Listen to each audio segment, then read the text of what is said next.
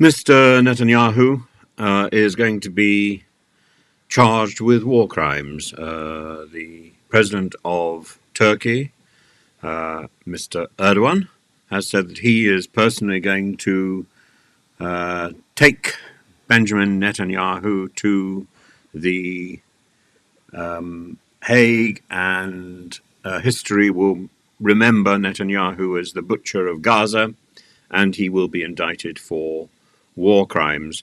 I entirely agree, incidentally, that Mr. Netanyahu has overplayed his hand, has behaved appallingly, and has almost certainly crossed the line from peaceful coexistence or acceptable defence to criminal activity.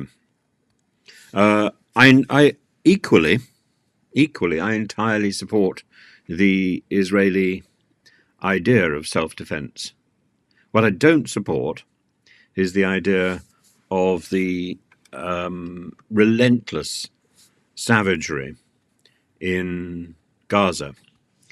And I think there were significantly better options available to Israel at the point of the decision to take out Hamas.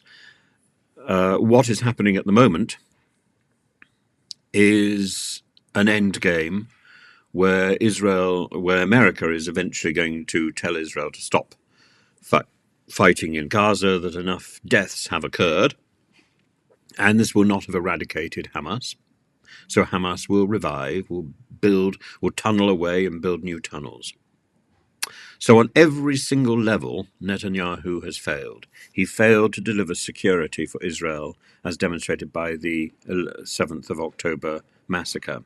He's failed to take out Hamas, as demonstrated conspicuously by his reliance on the IDF, rather than his better decision to enlist a multifaceted international force to deal with the issue in an international way.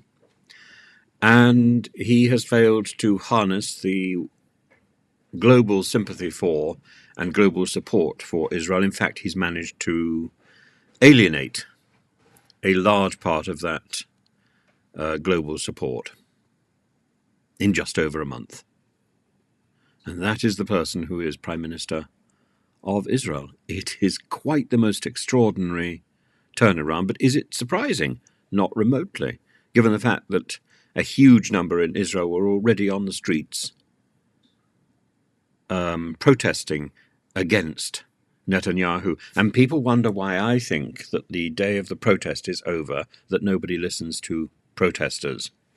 There is your evidence.